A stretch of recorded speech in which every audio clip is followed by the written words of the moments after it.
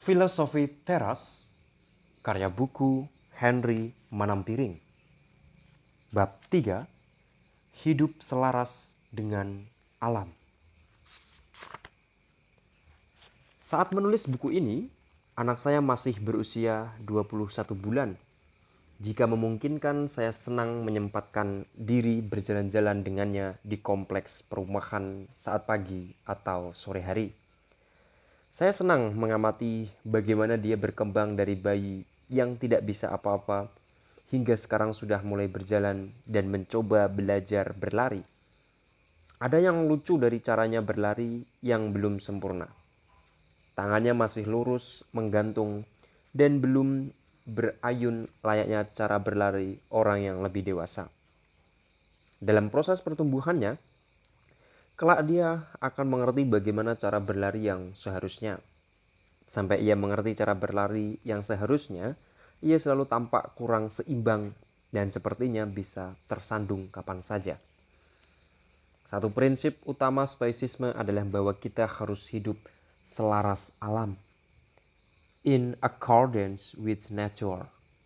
Jika kamu langsung mengatuk mendengar ini, atau tiba-tiba teringat pernah membuang sampah sembarangan, tunggu dulu. Hidup selaras alam dalam stoicisme tidak sesempit memelihara harmoni dengan lingkungan hidup. Seperti tidak membuang sampah sembarangan, mencemari lingkungan, atau mencintai dan melindungi satwa langka. Walaupun tentu hal-hal ini juga baik dilakukan di dalam stoicisme, alam, nature, dengan huruf pertama kapital, di sini lebih besar dari lingkungan hidup, serta mencakup keseluruhan alam semesta dan seluruh penghuninya. Dalam konteks nature dari manusia, stoicisme menekankan satu-satunya hal yang dimiliki manusia yang membedakannya dari binatang. Hal-hal tersebut adalah nalar, akal sehat, rasio, dan kemampuan menggunakannya untuk hidup berkeutamaan, life of virtues. Manusia yang hidup selaras dengan alam adalah manusia yang hidup sesuai dengan desainnya, yaitu makhluk bernalar. Dikaitkan dengan konsep arete di bab sebelumnya, maka manusia yang hidup dengan arete atau virtu, keutamaan adalah ia yang sebaik-baiknya menggunakan nalar dan rasionya. Karena itulah esensi nature mendasar dari menjadi manusia. Sampai di sini juga mungkin kamu berpikir, ya elah, apa istimewanya ini? Gue juga udah tahu kalau manusia lebih pintar dari binatang. Ini mungkin pemahaman lama bagi kita semua. Tetapi kemudian stoicisme lebih jauh lagi mengajarkan mengapa kita harus selalu menggunakan nalar. Argumennya kurang lebih seperti berikut. Jika kita ingin hidup bahagia, bebas dari emosi negatif, kita harus hidup selaras dengan alam.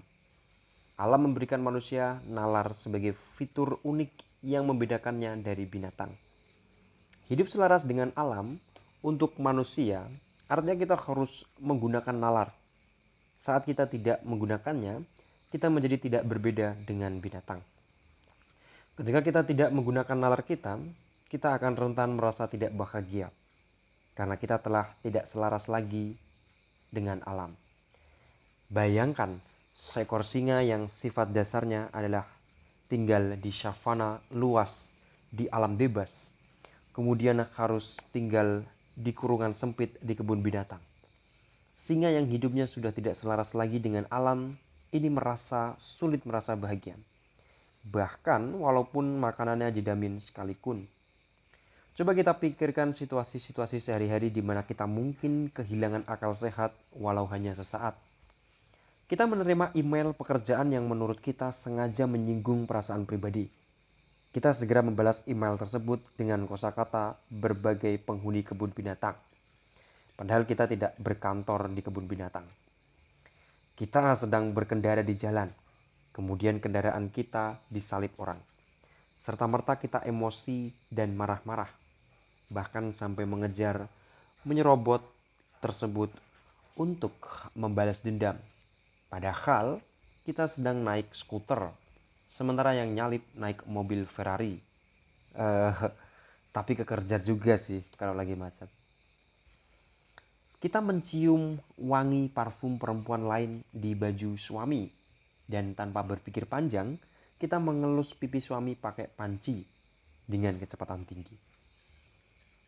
Kita baru berkenalan dengan perempuan cantik, kemudian langsing mengajaknya tidur bersama.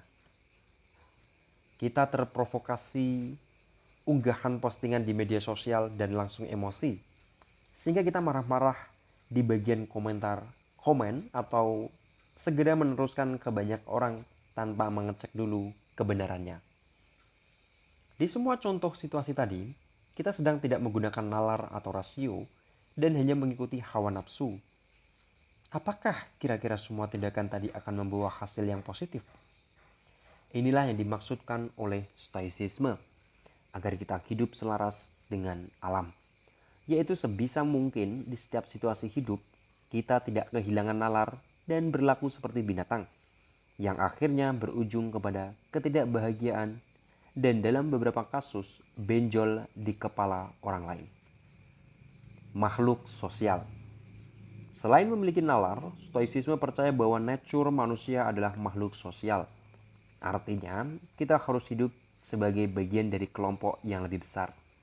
Jika digabungkan dengan prinsip manusia harus menggunakan nalar tadi, seorang praktisi stoa diharapkan untuk hidup secara sosial, tidak mengisolasi diri dari manusia lainnya, dan juga berhubungan dengan orang lain secara rasional.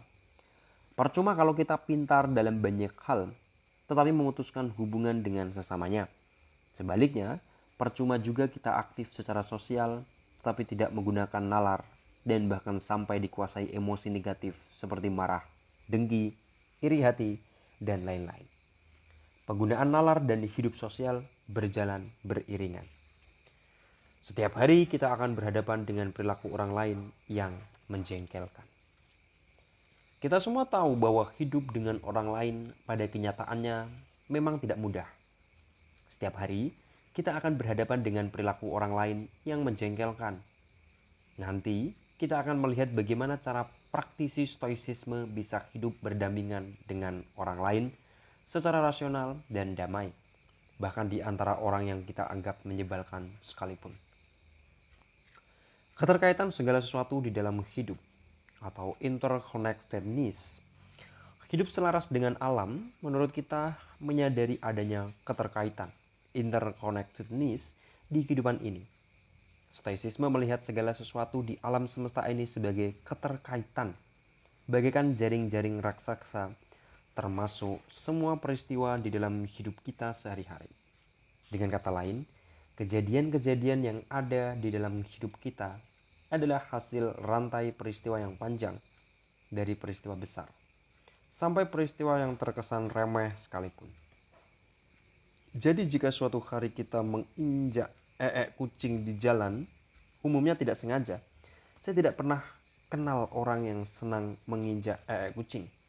Maka ini bukanlah sebuah peristiwa acak atau random, tetapi adalah hasil rantai banyak peristiwa lain. Misalnya, si kucing di situ karena memang sudah kebelet, dan pada saat itu titik tersebut tampak nyaman untuk si kucing buang hajat.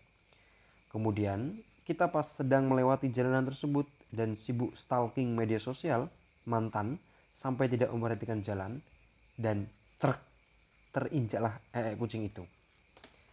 Tidak ada peristiwa yang betul-betul kebetulan, atau dengan kata lain, sesuatu yang sudah terjadi di masa lalu dan sedang terjadi pada detik ini juga adalah hal yang terhindarkan, karena merupakan mata rantai dari peristiwa-peristiwa sebelumnya.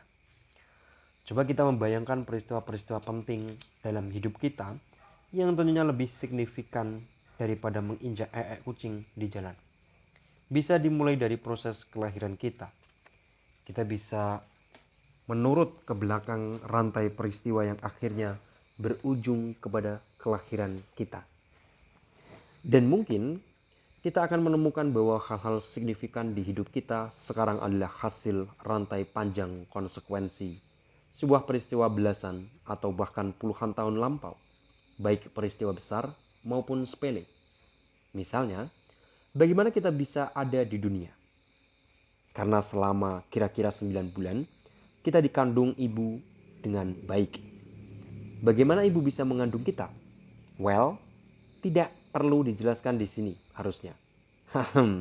Ya gitu deh, Bapak nakal. Bagaimana terjadinya itu? Karena ayah dan ibu sebelumnya menikah. Mengapa mereka menikah?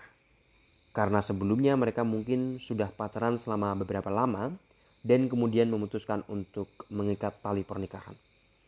Bagaimana mereka awalnya bertemu? Karena dikenalkan oleh teman yang merasa mereka berdua akan cocok. Bagaimana teman ini tahu kedua calon orang tua kita ini? Karena dia kebetulan adalah teman kuliah mereka.